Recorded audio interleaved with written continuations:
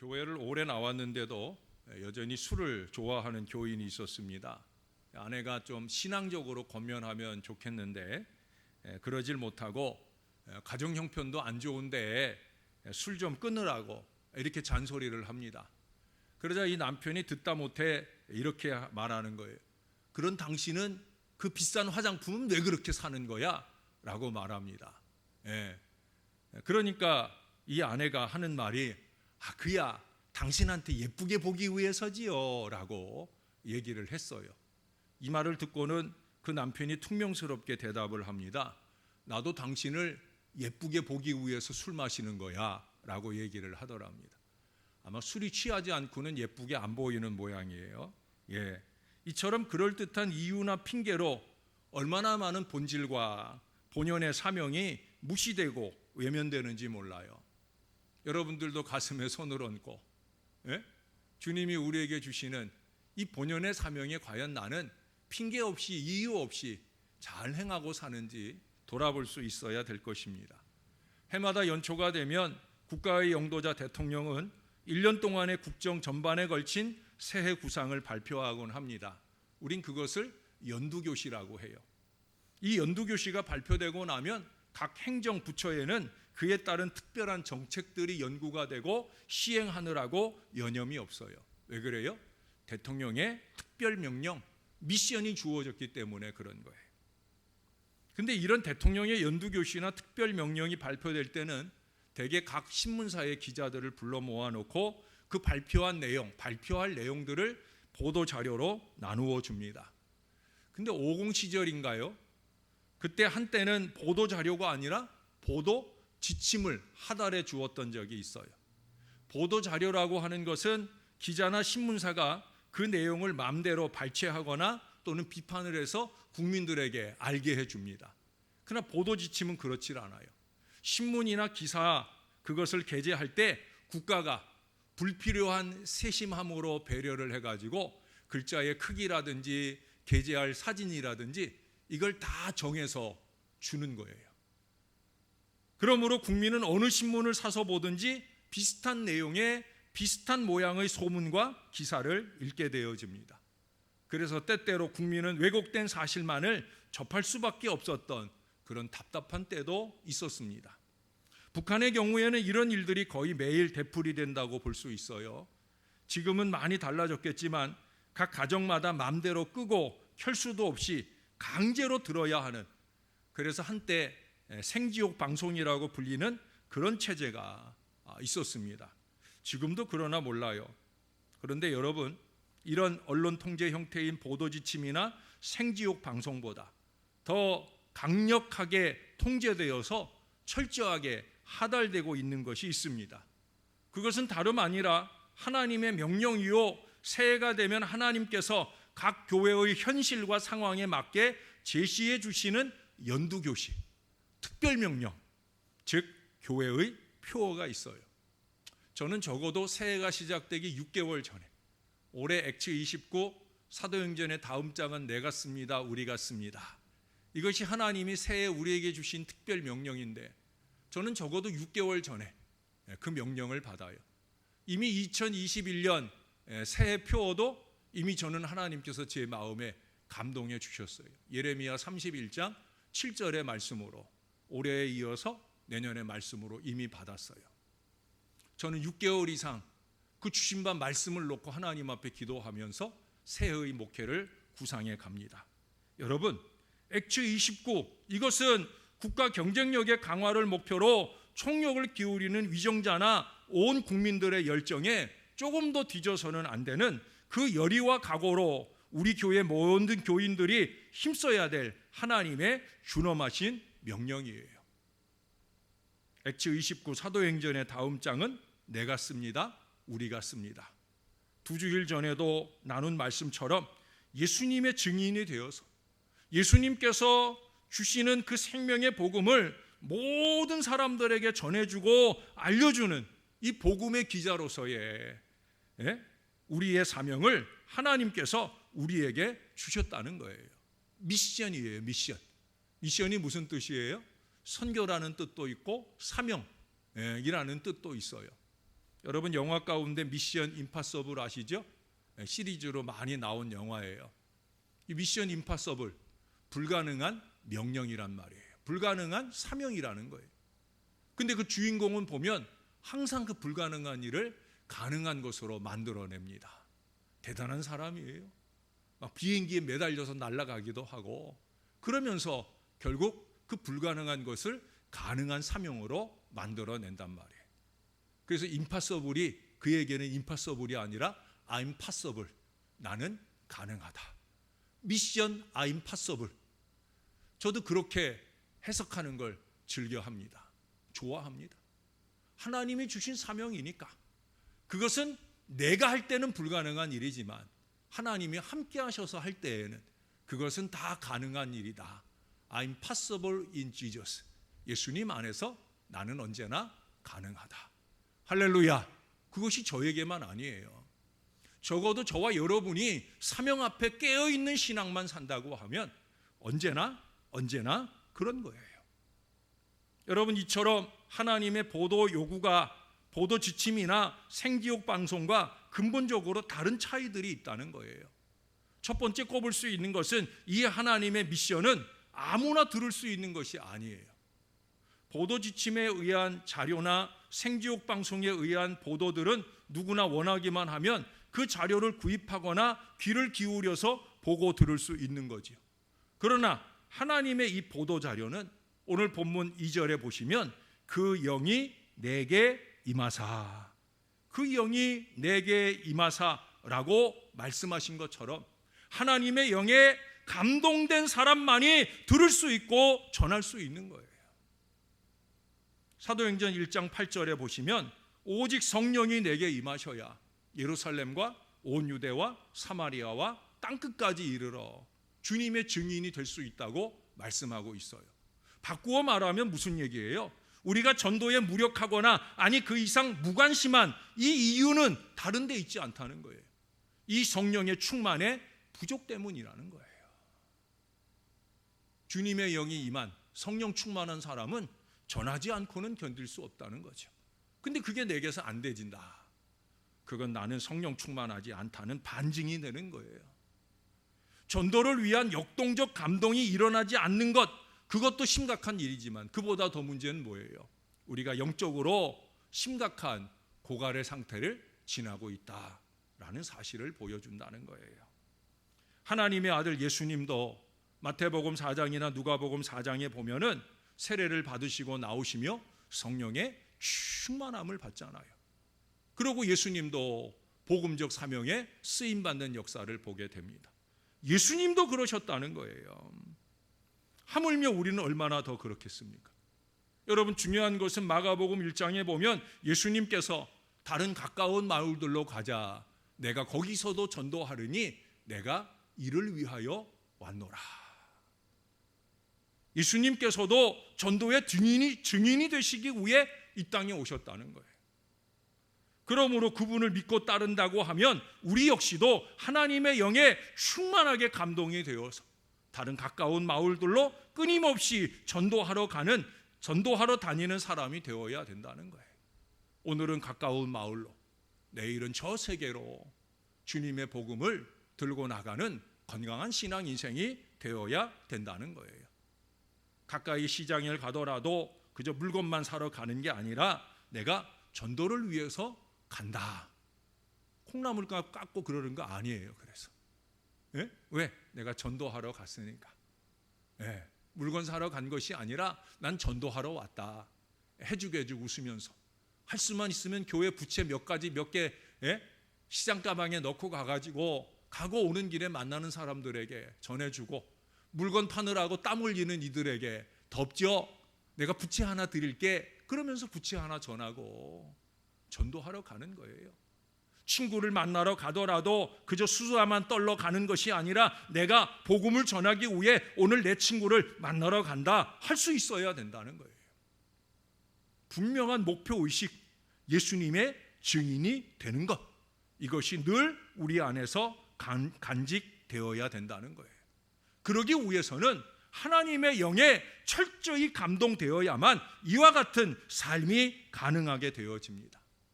그러므로 우리는 예수님의 증인이 되기에 앞서서 성령 충만한 사람이 되기를 위해 먼저 열심 있게 기도해야 되는 겁니다. 성령 충만한 사람이 되기를 위해 기도하는 신앙인생이 되는 것, 바로 그것이 필요하다는 거예요. 이제 지난주 금요일부터 시작된 이 금요 찬양 예배는 아마도 그와 같은 간절함으로 우리 하나님께 예배하고 기도드릴 수 있는 뜨거운 마가의 다락방이 되어질 줄로 믿습니다. 여러분 금요일 저녁에 오셔요. 예? 주일 오후에 예배하셨던 분들, 그러지 않았던 분들이라도 금요일 저녁에 오시기 어려운 여건이면 온라인으로라도 그렇게 뜨거운 마음으로 예배하고 기도하면서 성령의 충만을 받아야 된다는 거예요. 제가 한 번인가 말씀드렸을 거예요. 예수님의 승천과 부활을 목격한 사람은 500명이라고 그래요. 500명이 주님의 부활도 주님의 승천도 목격을 했어요. 근데 그 가운데 마가의 다락방에 남은 사람은 몇 사람이라고요? 120명이에요. 4분의 1도 안 되는 사람들이 모여가지고 그들이 그렇게 믿고 기대하면서 기다리는 사람들 가운데 성령의 역사가 나타났다는 거예요.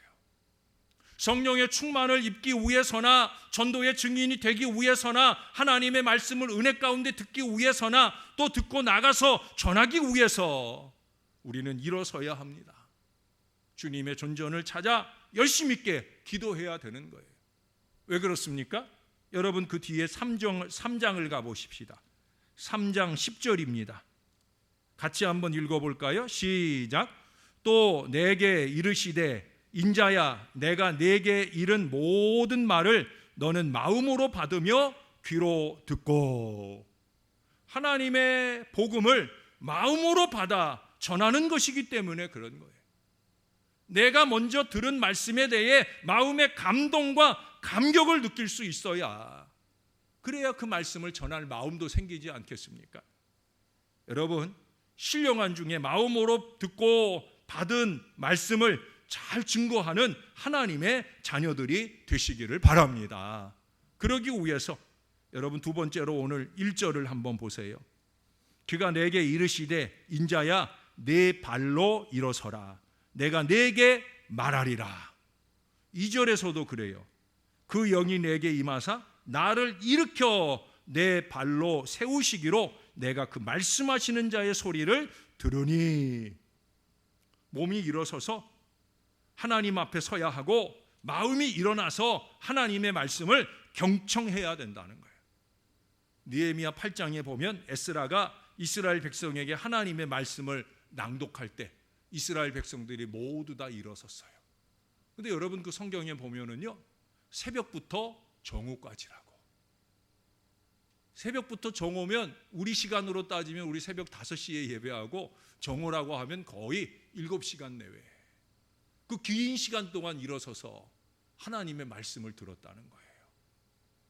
우리는 주일날 예배할 때 말씀 봉독할 때만 일어서잖아요. 근데 여러분 그 시간부터 시작해서 지금도 제가 설교할 때 여러분 일어나서 말씀 들으라고 그러면 다음 주부터 올래나? 예? 쉽지 않은 일입니다. 그런데 그걸 해내더라는 거예요. 우리의 몸은 비록 이렇게 앉아 있을지라도 우리의 마음은 일어나서 하나님의 말씀을 경청하셔야 되는 거예요. 언제든지 주시는 그 말씀에 마음이 일치가 되고 일치한 대로 행할 그 준비의 마음가짐으로 하나님의 말씀을 듣고 받을 수 있어야 된다는 거예요. 여러분 건강한 교회는요 말씀에 교통이 있는 교회예요. 부족한 종을 통해 부어주시는 하나님의 말씀, 이 말씀이 쏟아질 때 그 말씀이 여러분들 속에서 아멘의 감동과 실천의 감동으로 이어질 때 그 교회가 살아있는 교회예요. 그 교회가 부흥하는 교회예요.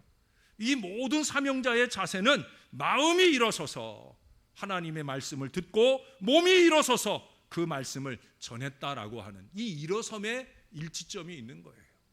마음이 일어서지 않은 사람은요 절대 몸이 일어나서 나가서 복음을 전하는 일, 이거 어려운 얘기예요. 여러분 제발 마음 먼저 일으키시기를 좀 바라요. 여기서 중요한 것 한 가지가 있어요. 그게 뭔지 아십니까? 우리가 일어서면 예수님도 일어서신다는 거예요. 따라서 한번 해보십시다. 우리가 일어서면 예수님도 일어섭니다. 아주 중요한 사실이에요. 이 말씀에 확장된 은혜를 나누고 싶으면 다음 주 화요일 말씀을 여러분 꼭 새벽 말씀 여러분 꼭 오셔서 듣거나 또 집에서 6시에라도 뭐 6시 이후에도 가능한 거지만 다음 주 새벽 다음 주 화요일 새벽입니다. 제가 이제 오늘부터 주일날 3부까지 설교를 하고 예배 사역을 하기 때문에 매주 월요일에는 제가 새벽 시간을 좀 쉬려고 합니다. 그래서 화요일 날 제가 이사야 62장을 가지고 말씀을 전하는데 여러분 꼭 들으셔요. 왜? 오늘의 말씀의 확장이에요. 내가 일어서면 예수님도 일어선다. 사도행전 7장에 보면 스데반이 자신을 죽이려고 하는 분노로 가득한 그 이스라엘 사람들 앞에서도 담대히 서서 예수의 복음을 전합니다. 그러자 이제 이스라엘 사람들이 모두 다 돌을 들고 그를 죽이려고 돌팔매를 시작을 해요. 그때 성령의 충만함 속에 이 스데반이 하늘을 우러러 바라봅니다. 그때 그의 눈에 뭐가 보여요? 예수님께서 일어서신 것을 보노라. 주님이 서 계신 것을 보았다는 거예요. 왜 예수님께서 서셨겠습니까?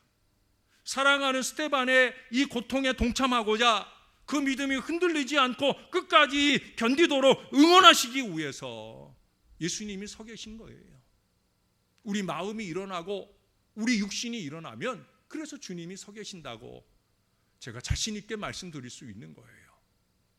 여러분 운동 경기장에 가면 특히 열기가 뜨거운 농구장 같은 데 가면은요 많은 관중들이 갑자기 막 일어서서 응원도 하고 그래요. 그때 벤치에 앉아있는 후보 선수들 위해 일어섭니까? 아니에요. 경기장에 나가서 열심히 땀 흘리고 승리를 위해 최선의 경주를 하는 그들을 위해 일어서서 열심히 박수치면서 그러고 응원을 하는 거예요. 열심히 응원하고 격려하기 위해 일어서는 거예요. 예수님께서 우리의 후원자로 역사하시는 것은 우리가 일어섰을 때예요.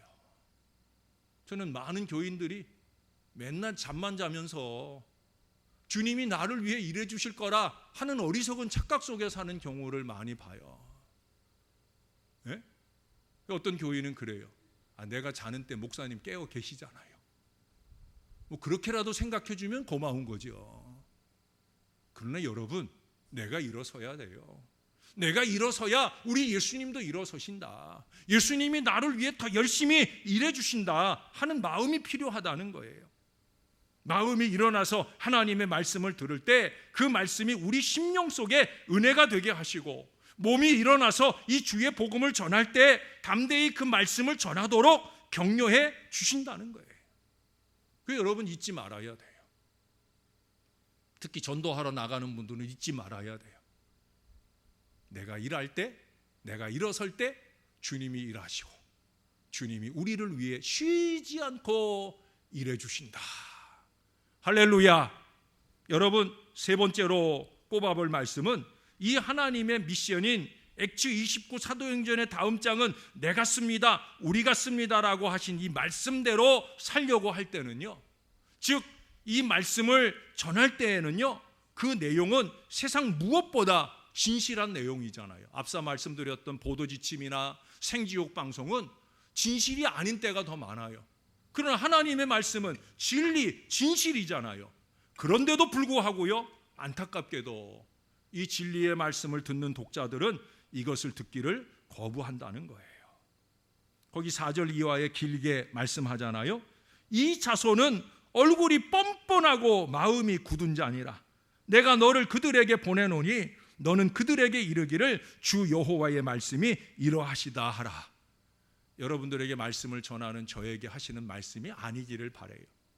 자, 5절부터 또 보십시다. 그들은 패역한 족속이라. 그들이 듣든지 아니 듣든지 그들 가운데에 선지자가 있음을 알지니라. 인자야, 너는 비록 가시와 찔레와 함께 있으며 전갈 가운데에 거주할지라도 그들을 두려워하지 말고 그들의 말을 두려워하지 말지어다. 그들은 패역한 족속이라도 그 말을 두려워하지 말며 그 얼굴을 무서워하지 말지어다. 그들은 심히 패역한 자라.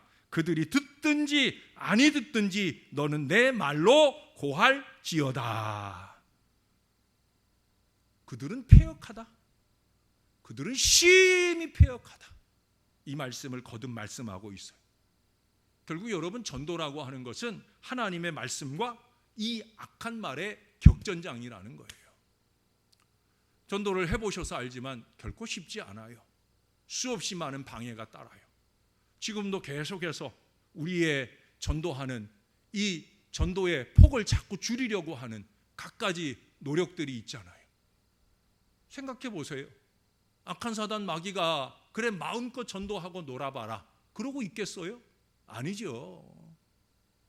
사단은 패역한 족속이에요.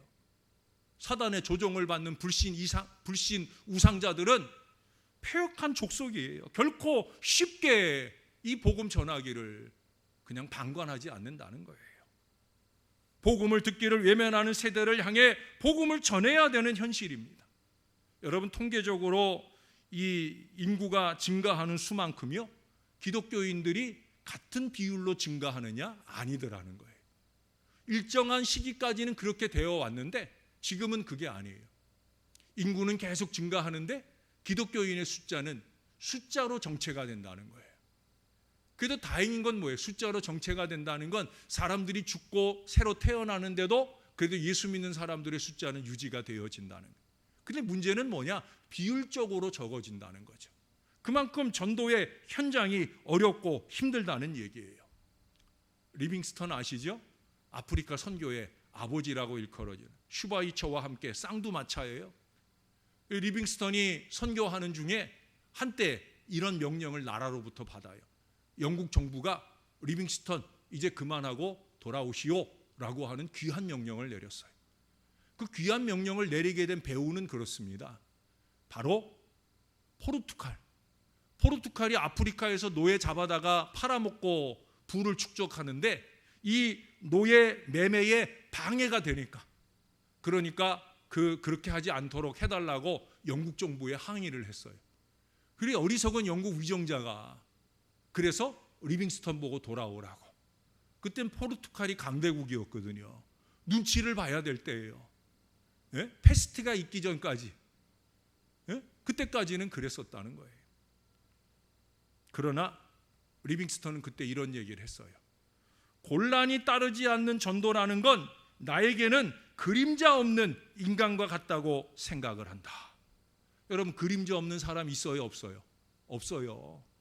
마찬가지로 고난이 없는 전도는 없다는 거예요. 그래서 그 마음과 각오로 그는 계속해서 이 선교에 진력을 했다는 거예요.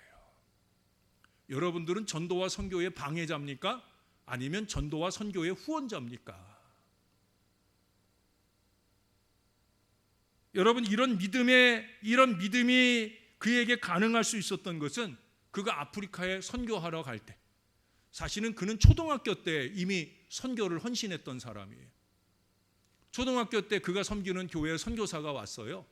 그래서 간증을 하고 선교에 대한 얘기를 할 때 그가 선교에 대한 얘기를 하고 헌금 시간이 되었는데, 헌금함이 쭉 돌아가는데 리빙스턴은 헌금을 드릴 돈이 없어요. 어리다 보니까.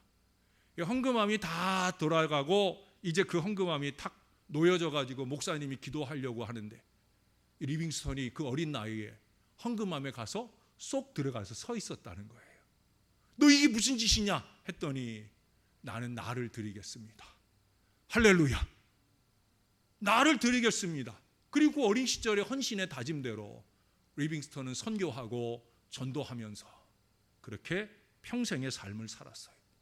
그때 그 선교사님이 전한 말씀이 뭐냐? 마태복음 28장 18절 이하예요. 하늘과 땅의 모든 권세를 내게 주셨으니 그러므로 너희는 가서 아들과 아버지와 성령의 이름으로 세례를 주고 내가 너희에게 분부한 모든 것을 가르쳐 지키게 하라. 볼지어다 내가 세상 끝날까지 너희와 항상 함께 있으리라. 바로 그 약속의 말씀. 그는 그 어린 시절에 받은 그 말씀을 가지고 선교 헌신했고요. 지금도 이런 여러 가지 방해와 어려움이 있지만 그럼에도 불구하고 하늘과 땅의 모든 권세를 눌러 이기실 예수님이 함께 하신다 하는 마음을 가지고 담대하게 그 모든 사역들을 이어가게 되었다는 거예요. 사랑하는 여러분, 방해자들의 말을 두려워하지 말고 하나님의 말씀으로 고하는 것이 우리의 사명이라는 거예요. 당장에 보기에는 그 말씀이 싹이 안 나듯 할지라도 하나님의 때가 되면 반드시 하나님은 놀라운 결실을 주시는 거예요. 오늘도 우리 2부 예배 때 말레이시아 선교하시는 남명현 선교사님이 요즘에 코로나 때문에 선교사들이 일시적으로 귀국해가지고 잠시 그 안정하는 시간들을 갖게 되는데, 아마 그래서 이제 남선교사님도 오신 것 같아요. 지난주에 이제 문자로 오늘 예배하러 오겠다고 그리 했는데, 지금 10몇 년째, 오늘 보시면 알지만 우리 남선교사님 이 머리가 다 빠졌어요. 그 무더운 날씨 가운데 선교하러 다니느라고. 아주 잘생긴 얼굴인데 나보다 더 늙었어요. 그렇다고 내가 젊다는 건 아니지. 왜 그래요? 때가 되면 하나님이 복음의 역사를 주시기 때문에. 여러분, 훌륭한 예수님의 증인이 액츠 29의 이 사도행전 다음 장을 내가 쓰는 이 실천자가 되기 위해서는 사뿌다의 삶이 필요해요. 사뿌다, 4가지 뿌다가 필요하다는 거예요. 첫째는 바쁘다. 핑계하느라고 바쁘다 하는 게 아니에요. 바빠서 전도 못한다 이게 아니에요. 교회 봉사하고 사회 봉사하고 무엇보다 전도하고 선교하기에 바쁜 사람 되어야 된다는 거예요. 여러분, 제발 딴 일로 바쁘지 마시고 하나님의 일로 바쁜 사람 됐으면 좋겠어요. 두 번째는 기쁘다예요. 기쁘다.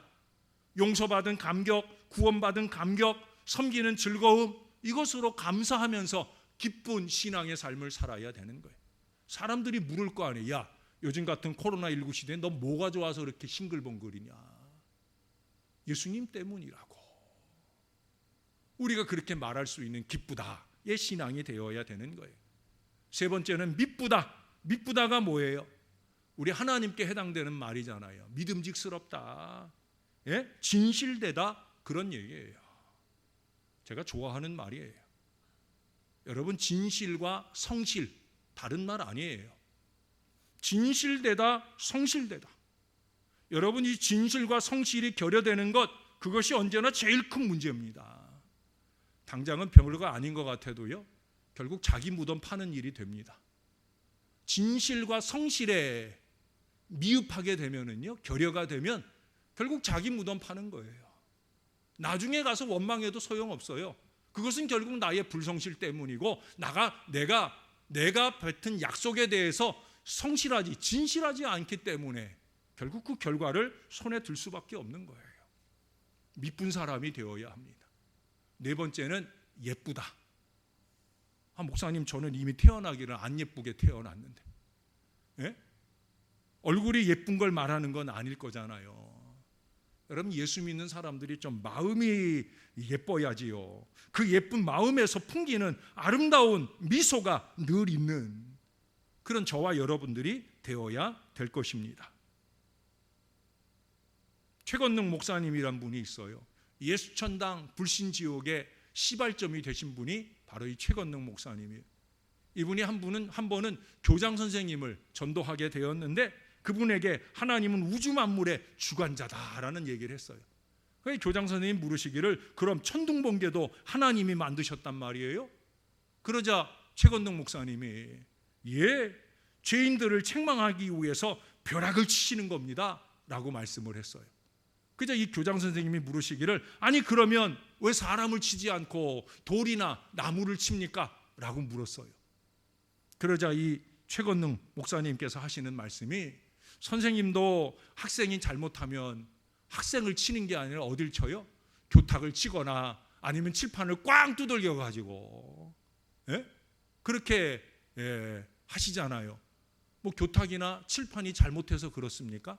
아니잖아요. 아이들의 주의를 환기시키기 위해서 그러시잖아요. 마찬가지예요 라고 얘기를 하더랍니다. 여러분, 코로나 바이러스나 지금 중국은 한 달여 가까이 대폭우가 내리고, 지금 시베리아는 영상의 기온 때문에 이 이상 고온으로 인해서 걱정과 염려가 많아요. 아프리카로부터 시작돼서 파키스탄이나 인도 등지에는 메뚜기 재앙이 이루 말할 수 없다는 거예요. 여러분, 이 모든 것들은 하나님의 경고요 주의라고 믿습니다. 우리 위정자들도 바른 믿음으로 나라를 잘 다스려야 되겠지만, 우리 예수 믿는 사람들은 죄악으로만 자꾸 달려가는 이 민족을 향한 전도의 깃발을, 저 민족들을 향해서는 선교의 깃발을 높이 들 때가 되었다는 거예요. 그게 바로 우리의 미션이에요. 그래서 하나님께서 액츠 29 사도행전의 다음 장은 내가 쓰고 우리가 쓰는 그런 신월제일교회가 되어야 한다고 이 특별한 명령을 우리에게 주셨다는 거예요. 새해를 맞을 때 우리에게 주신 이 하나님의 연두교시, 이 특별 명령, 이 미션, 액츠 29 사도행전의 다음 장은 내가 쓴다, 우리가 쓴다.